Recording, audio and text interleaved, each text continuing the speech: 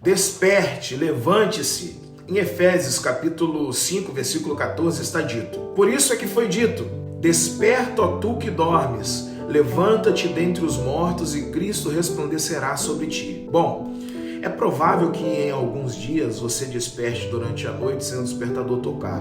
Isso acontece porque seu corpo entende que você descansou o suficiente.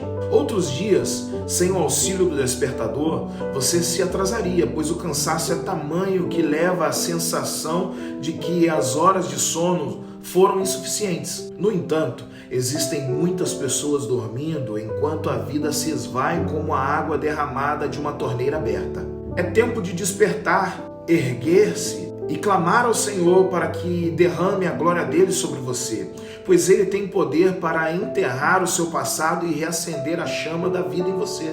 Assim como em um carro o espelho retrovisor é muito menor que o para-brisa, precisamos deixar o passado no lugar dele para nos ensinar, sendo apenas um ponto de referência em nossa jornada. Devemos ter os olhos voltados para o futuro, pois é para lá que vamos, e não vamos sozinhos, pois o nosso Deus Pai nos conduz. Quando não estamos focados nos propósitos de Deus, nós ficamos perdidos e desorientados. É como se nossa vida fosse um barco à vela. Se o capitão não sabe a direção em que deve seguir, é melhor recolher as velas do que navegar sem destino. Talvez você esteja exatamente assim nesse dia. Se essa é a sua realidade, eu o desafio a entregar a direção da sua vida ao Senhor Jesus. Mesmo que venham as tempestades, você não precisa se preocupar, pois Ele cuidará de você.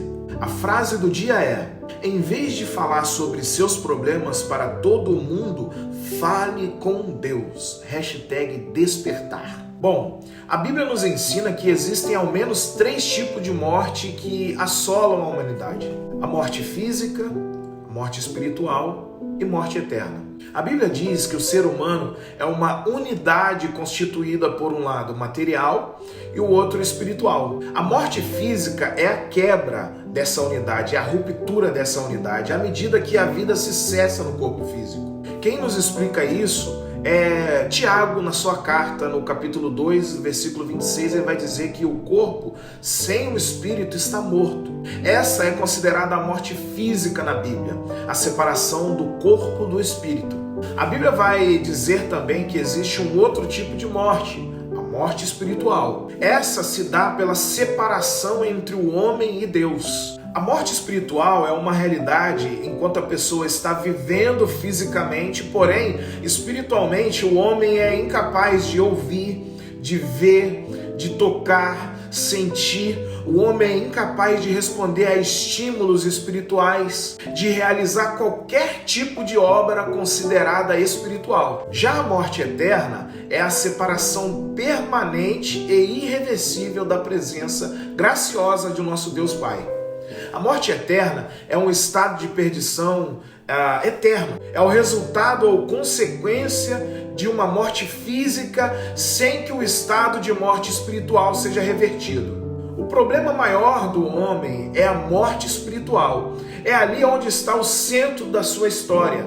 E a grande pergunta que eu me faço é: poxa, mas como que essa morte espiritual se instaura na vida de um homem? A morte espiritual, segundo a Bíblia, se dá pela rebeldia e desobediência do homem para com Deus. Em Gênesis capítulo 3 está bem claro isso, em Efésios capítulo 2 também nós podemos perceber isso. A rebeldia e desobediência do homem para com Deus é um copo de veneno que o homem faz com as próprias mãos e ele mesmo bebe. Toda vez que Deus diz não mata e o homem se rebelando e desobedecendo a Deus mata, o estado de morte se estabelece na vida do homem. Toda vez que Deus diz não viva na mentira, não minta, e o homem mente se rebelando e desobedecendo a Deus, esse estado de morte espiritual se estabelece na vida do homem. Quando Deus diz não adulterarás e o homem comete adultério, e isso de forma desenfreada,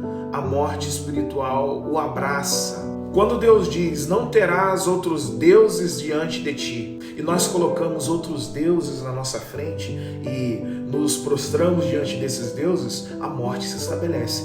Mas hoje, assim como Jesus disse a Lázaro, ele me diz a mim, ele diz a você também, ele nos chama pelo nome e nos diz: saiam para fora, saiam desse estado de morte.